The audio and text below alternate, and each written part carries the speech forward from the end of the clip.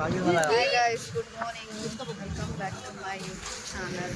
ಎಲ್ಲರೂ ಹೇಗಿದ್ದೀರಾ? ಎಲ್ಲರೂ ಚೆನ್ನಾಗಿದ್ದೀರಾ ಅಂತ ಅನ್ಕೋತೀನಿ. ಈ ವೀಕೆಂಡಿಗೆ ಔಟಿಂಗ್ ಬಂದಿದ್ದೀವಿ ಮತ್ತೆ ಅಲ್ಲದೆ ಶೋಭಕ್ಕ ಎಲ್ಲರೂ ಇವಾಗ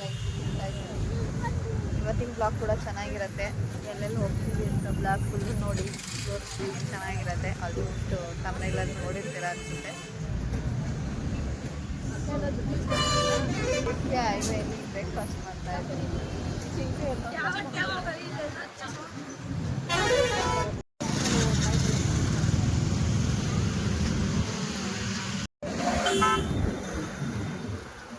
ಚೆನ್ನಾಗಿದೆ.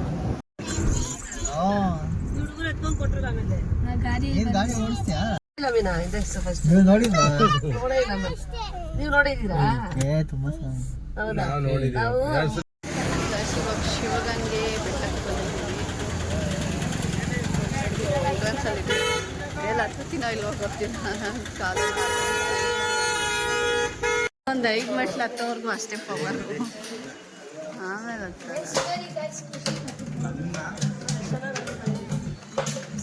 ಹಿಡ್ಕೊಂಡು ಹತ್ತವನೆ. ಕಾಲು ನೋವತ್ ಮಗನೆ ಬಿಡು ದೊಡ್ಡಪ್ಪ. ಇಷ್ಟು ಮೆಟ್ಲು ಹತ್ತಕ್ಕಾಗುತ್ತಾ? ಇನ್ನೂ ಐತೆ, ಎಷ್ಟು ದೊಡ್ಡದಿದೆ.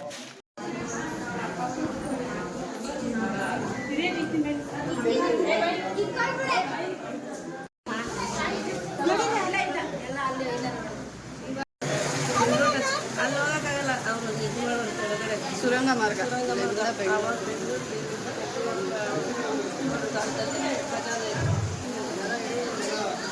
ಬಂಡೆ ಕೆಳಗಡೆ ಇರೋದು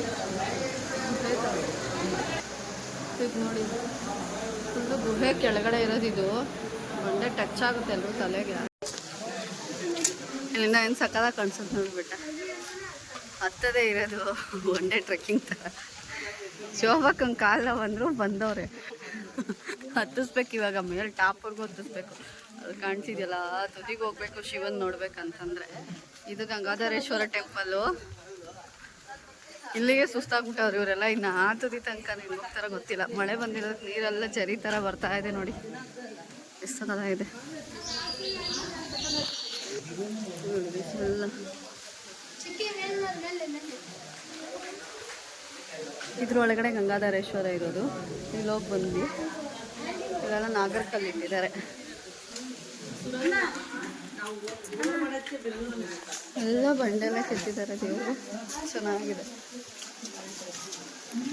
1 ಡೇ ಟ್ರೆಕ್ಕಿಂಗ್ ಬರೋರಿಗೆ ಒಳ್ಳೆ ಪ್ಲೇಸ್ ಅಂತ ಹೇಳ್ಬೋದು. ಇಲ್ಲಿ ಅಕ್ಕಪಕ್ಕ ಇನ್ನು ಕೆಲವೊಂದು ಪ್ಲೇಸ್ಗಳಿವೆ.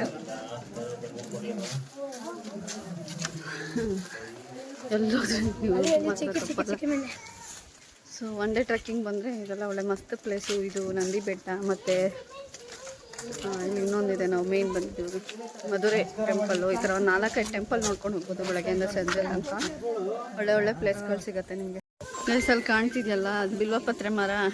ನೀವು ಎಲ್ಲೇ ಶಿವನ ದೇವಸ್ಥಾನಕ್ಕೆ ಹೋದ್ರು, ದೇವಸ್ಥಾನ ಬಿಟ್ಟು ಮುಂದೆ ಬಂದಮೇಲೆ ನೋಡಿ ಶಿವನ ಗರ್ಭಗುಡಿ ಎಲ್ಲಿರುತ್ತೆ ಅದ್ರ ಹಿಂದೆಗಡೆ ಆ ಬಿಲ್ವಪತ್ರ ಮರ ಇರುತ್ತೆ.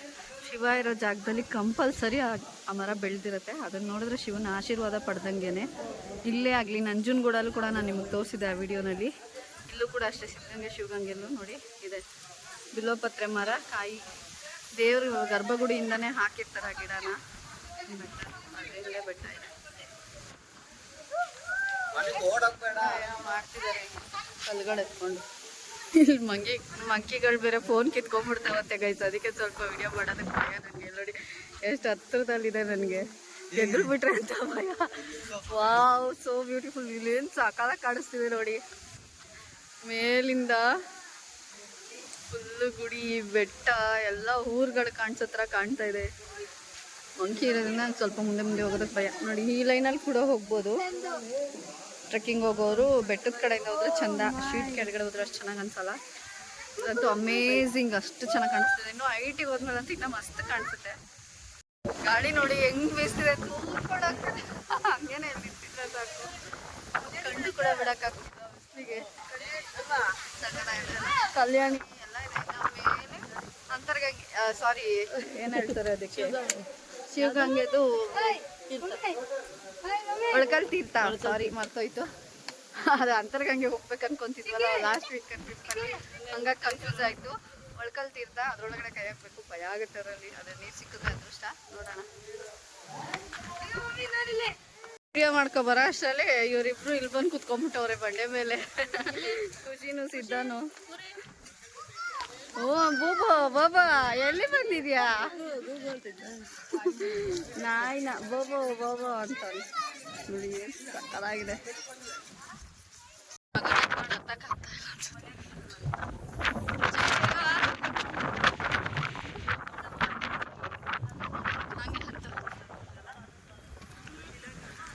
ಊರ್ಗೊಂದ್ ದಾರಿ ಅಂದ್ರೆ ಎಡವಟ್ಟಕ್ಕೊಂದ್ ದಾರಿ ಅಂದ್ಬಿಟ್ಟು ಒಬ್ನೇ ಆ ಕಡೆ ಹೋಗಿ ಬರ್ತಾವನೆ. ಜಾರಾದ್ರೆ ಇಲ್ಲಾದ್ರೂ ಸ್ವಲ್ಪ ಹಿಂಗೆ ಸ್ಟೆಪ್ಸ್ ಕೊಟ್ಟಿದ್ದಾರೆ.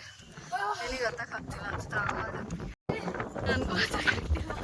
ಶೋಭಕ್ಕ ಸಿದ್ದಂಗೆ ತಿಂದಿರೋದೆಲ್ಲ ಕರ್ಕೋಬೇಕು. ಆದ್ರೆ ಒಂಥರ ನೇಚರ್ ಮರ್ತೋಗುತ್ತೆ. ಕಾಲು ನೋವಲ್ವಾ ಹತ್ತೋದಕ್ಕೆ. ಪುಣ್ಯಕ್ಕೆ ಬಿಸ್ಲಿಲ್ಲ, ಏನೋ ಗೊತ್ತಾಗ್ತಿಲ್ಲ. ಒಂಥರ ಚೆನ್ನಾಗಿದೆ. ಕಾಲು ನೋವನ ಅದಕ್ಕೆ ಬಿಟ್ಟರೆ ಇನ್ನೇನಿಲ್ಲ. ಖುಷಿ ಆಗ್ತಿದೆ ನೋಡಿ. ಎಲ್ಲಿಂದ ಎಲ್ಲಿವರೆಗೂ ನೋಡಿದ್ರು ಬರೀ ಬೆಟ್ಟ ಗುಡ್ಡ ಕಾಣುತ್ತಾ. ಇಷ್ಟು ಎತ್ತರದಲ್ಲಿದ್ದೀವಿ. ಹಿಂಗೆ ನೋಡಿದಾಗ ಭಯ ಆಗುತ್ತೆ.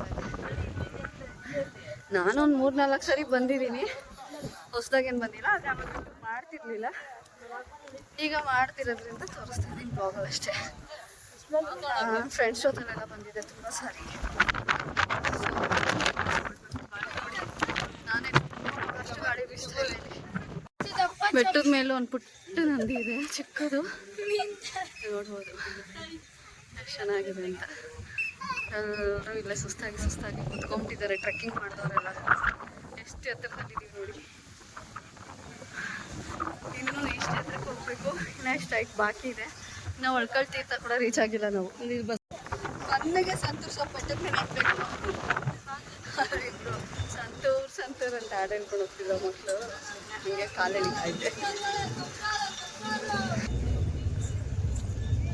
ಬ್ಯಾಂಗ್ಳೂರಿಂದ ಜಸ್ಟ್ 1 ಅವರಲ್ಲಿ ರೀಚ್ ಆಗ್ಬೋದು ಗೈಸ್. ಒನ್ ಡೇ ಟ್ರಿಪ್ಪಿಗೆ 1 ಅವರ್ ಸಾಕು ಬ್ಯಾಂಗ್ಳೂರಿಂದ ಇಲ್ಲಿಗೆ ಬರೋದಕ್ಕೆ. ಯಾವುದೇ ಏರಿಯಾಗೆ ಬರ್ತೀನಂದ್ರು 1 ಅವರಿಂದ 1.5 ಅವರ್ ಅಷ್ಟೇ ಆಗೋದು. ಜಾಸ್ತಿ ದೂರ ಇಲ್ಲ. 50 ಕಿಲೋಮೀಟರ್ ಅಷ್ಟೇ ಇದೆ. ಸೊ ಆರಾಮಾಗಿ ಬಂದು ಹೋಗ್ಬೋದು. ಅವಾಗ ವಿಡಿಯೋ ಅವಾಗ ಯೂಟ್ಯೂಬ್ ಸ್ಟಾರ್ಟ್ ಮಾಡಿರಲಿಲ್ಲ. ಹಾಗಾಗಿ ಇಷ್ಟು ಮರಳೆಲ್ಲ ಎರ್ಚಾಡಬಾರ್ದು ಪೂರ್ವಿ. ಹಂಗಂತೂ ಖುಷಿ ಆಗ್ತದೆ. ಟ್ರಾವೆಲ್ ಮಾಡೋದಂದರೆ ತುಂಬ ಇಷ್ಟ. ಸ್ವಲ್ಪ ಎನರ್ಜಿ ಲೆವೆಲ್ ಕಡಿಮೆ ಆಗ್ಬಿಟ್ಟಿದೆ ಅಷ್ಟೇ. ಏನು ಅದು 2 ಬೆಟ್ಟದ ಮಧ್ಯೆ ಇಳಿಯೋದು ಒಂದು ಚೈನ್ ಇದೆ. ಅದನ್ನ ಮೇಲೆ ನಾವು ಫುಲ್ ಡೆಡ್ ಎಂಡ್ ಹೋಗ್ತೀವಲ್ಲ ಶಿವನ್ ನೋಡೋಕ್ಕೆ, ಅದನ್ನು ಬಿಟ್ಟು ಇನ್ನೂ ಮೇಲೆ ಹತ್ತಿದ್ರೆ 2 ಬಂಡೆ ಮಧ್ಯೆ ಚೈನ್ ಇಟ್ಕೊಂಡು ಇಳಿತಾರೆ. ಇವಾಗ ಸ್ಟಾಪ್ ಮಾಡಿದ್ದಾರೆ ಅನಿಸುತ್ತೆ. ಮೊದಲು ಆ ಥರ ಆಪ್ಷನ್ ಇತ್ತು, ಇವಾಗ ಗೊತ್ತಿಲ್ಲ. ಮಧ್ಯ ನೋಡಿ ಈ ಥರ ಟೀ ಸ್ಟಾಲು, ಜ್ಯೂಸು, ಮಜ್ಜಿಗೆ, ನಿಂಬೆಕಾಯಿ, ನೆಲ್ಲಿಕಾಯಿ, ಮಾವಿನಕಾಯಿ ಅಂತ ಮಾರ್ತಾಯಿರ್ತಾರೆ. ಟಯರ್ಡ್ ಆದರೆ ಅಲ್ಲಿ ಕೂತ್ಕೊಂಡು ರೆಸ್ಟ್ ಮಾಡ್ಬೋದು, ತೊಗೊಂಡು ತಿನ್ಬೋದು. ಅದು ಬಿಟ್ಟರೆ ಮಂಕಿ ಕಾಟ ತುಂಬ ಇರುತ್ತೆ. ಸ್ವಲ್ಪ ಕೇರ್ಫುಲ್ಲಾಗಿ ಹೋಗ್ಬೇಕು. ಟಯರ್ಡ್ ಆಯ್ತಾ ಚಿನ್ನಿ? ಎನರ್ಜಿ ಇದೆಯಾ? ಎನರ್ಜಿ ಹೋಯ್ತಾ ಇದೆಯಾ? ಸೊ ಮಾತಾಡು ಬ್ಲಾಗಲ್ಲಿ. ಅಯ್ಯೋ ಎಲ್ಲರೂ ಕೇಳ್ತಾರೆ ಮಾತಾಡಲ್ವಲ್ಲ ಅಂತ. ನಾಳೆ ಮೂಗನ್ ಥರ ಬರ್ತಾ ಇರ್ತಾನೆ. ನನ್ನ ಹತ್ರ ಒಂದು ರಾಶಿ ಮಾತಾಡ್ತಾನೆ. ಕ್ಯಾಮ್ರಾ ಮುಂದೆ ಮಾತ್ರ ಮಾತಾಡಲ್ಲ. ಇವನು ಅಷ್ಟೇ.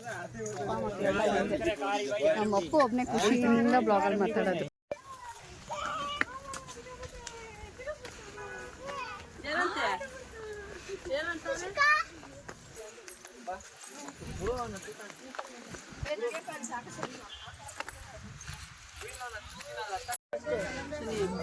ಜಲ ಸತ್ಯವಾಗಿರೋದಲ್ಲ, ಜಲ ಸತ್ಯವಾಗಿರೋದಲ್ವ.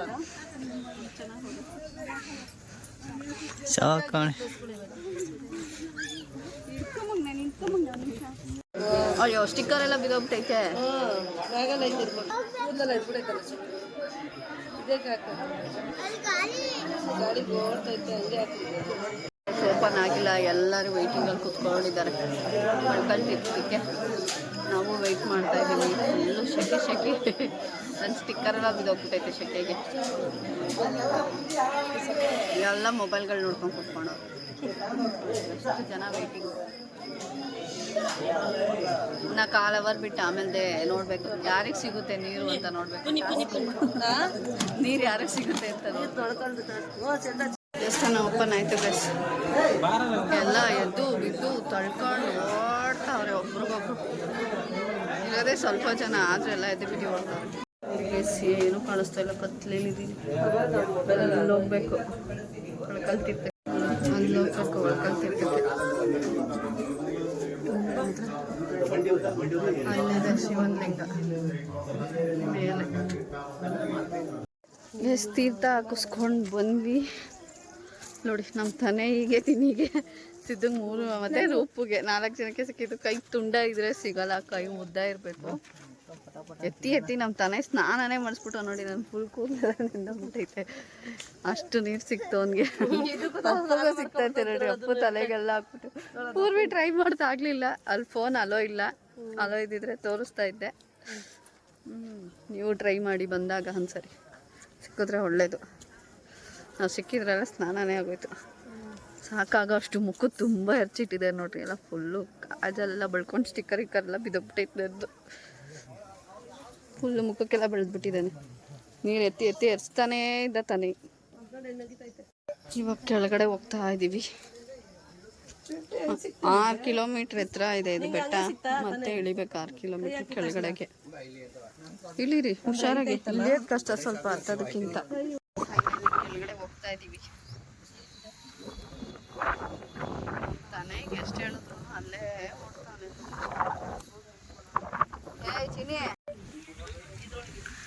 ಇದು ಸುರಂಗ ಮಾರ್ಗ. ಇಲ್ಲಿಂದ ಬೆಂಗಳೂರಿಗೆ ಹೋಗೋದು. ಬೆಂಗಳೂರು ಮೈಸೂರು. ಇದ್ರೊಳಗಡೆ ಈ ಗ್ಯಾಪ್ ಇದೆಯಲ್ಲ ಇಲ್ಲಿ, ಈ ಗ್ಯಾಪಿಂದ ಒಳಗಡೆ ಫುಲ್ಲು ನೋಡಿ ಹಂಗೋಗುತ್ತೆ. ಆ ವಾರ್ಚಲ್ಲಿ ತನಕ ಹೋಗಿದೆ, ಹಂಗೆ ಹೋಗುತ್ತೆ ಫುಲ್ಲು. ಗುಹೆ ಮಾರ್ಗ ಇದು. ಆಗಿನ ಕಾಲದ ರಾಜರು ಉಪಯೋಗಿಸ್ತಾ ಇದ್ದಿದ್ದು. ಹಿಂಗೇ ಹೋಗಿದೆ ಅಲ್ಲಿ ತನಕ ನೋಡಿ. ಅಷ್ಟು ಗ್ಯಾಪಲ್ಲೇ ಹೋಗ್ತಿದ್ರು ಅವರು, ಕಾಣಿಸ್ಬಾರ್ದು ಅಂತ ಈ ಥರ ಮಾಡ್ಕೊಂಡು. ಒಂದು ಊರಿಂದ ಒಂದು ಊರಿಗೆ ಅದಿನ್ನ ಅಲ್ಲೆಲ್ಲ ಹೋಗಿದೆ. ಆದರೆ ಪೂರ್ತಿ ಹಾಗೇ ಕನೆಕ್ಟ್ ಆಗುತ್ತೆ. ಬಂಡೆ ಒಳಗಡೆಯಿಂದ ತೋರಿಸ್ಲಿಕ್ಕೆ ಆಗಲ್ಲ. ಅದು ಡ್ರೋನ್ ಇದ್ದಿದ್ರೆ ತೋರಿಸ್ಬೋದಿತ್ತು. ನಮ್ಮ ಹತ್ರ ಡ್ರೋನ್ ಕ್ಯಾಮ್ರಾ ಇಲ್ಲ.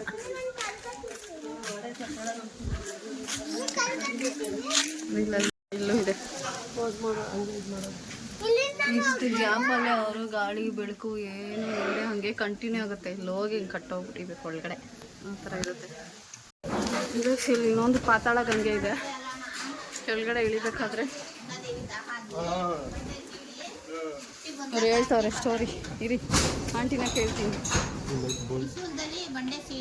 ಹಾಂ, ನೀರು ಕುಡಿಬೇಕಂತ ಮಾಡಿದ್ದ ಅದು ಅಂತ.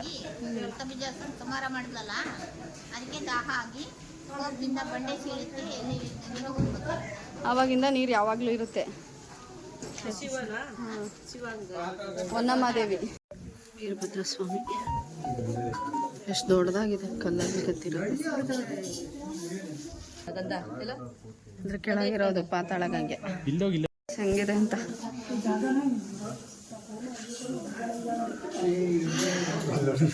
ಏನು ಕಾಣಲ್ಲ. ಆ ಸಂಧಿ ಒಳಗಡೆ ಇರೋದು ನೀರು. ಏನ್ ನೋಡಿದ್ರೆ ಭಯ ಆಗುತ್ತೆ. ಇಲ್ಲೊಂದು ಲೈಟ್ ಹಾಕಿದ್ದಾರೆ, ಹಂಗಾಗಿ ಬೆಳಕಿದೆ. ಇಲ್ಲ ಅಂದ್ರೆ ಮಾತ್ರ ಸಿಕ್ಕಾಬಿಟ್ಟೆ ಭಯ ಆಗುತ್ತೆ. ಇಲ್ಲಿ ಈ ಸಂಧಿಯಲ್ಲೇ ಹೋಗ್ಬೇಕು ಹಿಂಗೆ. ಇಷ್ಟೇ, ಒಬ್ರು ಹೋಗೋ ಅಷ್ಟೇ ಇರೋದು. ಅದು ತೀರಾ ದಪ್ಪ ಇರೋರೆಲ್ಲ ಹೋಗೋಕ್ಕಾಗಲ್ಲ ಅನ್ಕೋತೀವಿ. ಎಲ್ಲ ಮುಂದಕ್ಕೆ ಹೋಗ್ಬಿಟ್ರು, ವಾಪಸ್ ಬರೋರಿಗೆ ಜಾಗ ಇಲ್ಲ. ಒಬ್ಬರೇ ಹೋಗೋಕ್ಕಾಗದು. ಸ್ವಲ್ಪ ಹಿಂದಕ್ಕೆ ಬನ್ನಿ. ಇನ್ನು ಅವ್ರು ಬರೋದಕ್ಕೆ ಜಾಗ ಇಲ್ಲ ನೋಡಿ. ಇಷ್ಟೇ, ಒಬ್ರು ಹೋಗಿ ವಾಚೆ ಬಂದ್ಮೇಲೆ ಮತ್ತೊಬ್ರು ಹೋಗ್ಬೇಕು ನೋಡಿ.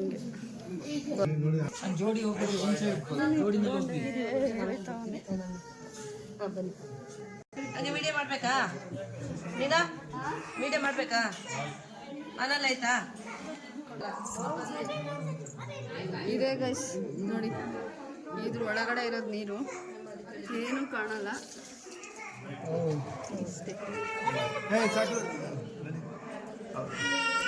ಬ್ಯಾಟ್ರಿ ಲೈಟ್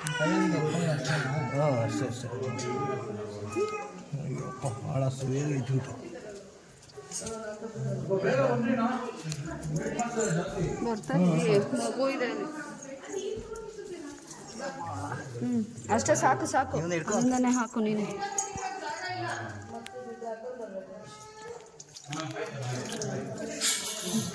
ಇದೆ ನೋಡಿ, ಇದೇ ಪಾತಾಳ ಗಂಗೆ ಹಾಕಿದ್ದಾರೆ ನೋಡಿ ಗೈಸ್. ಪಾತಾಳ ಗಂಗೆ. ಈ ಗಂಗೆಯು ಪಾತಾಳದಿಂದ ಉದ್ಭವ ಆಗಿದ್ದು. ಈ ಗಂಗೆ ಹೇಗೆ ಬಂತು ಅಂತ, ಹೊನ್ನಮದೇವಿ ರಕ್ತ ಬೀಜಾಸುರನ ಸಂಹಾರ ಮಾಡಿದ ಸಮಯದಲ್ಲಿ ದಣಿವಾರಿಸ್ಕೊಳ್ಳೋದಕ್ಕೆ ಕೋಪದಿಂದ ಬಂಡೆನ ಸೀಳ್ತಾಳೆ. ಆಗ ಹುಟ್ಟಿದಂಥ ಗಂಗೆನೇ ಪಾತಾಳ ಗಂಗೆ.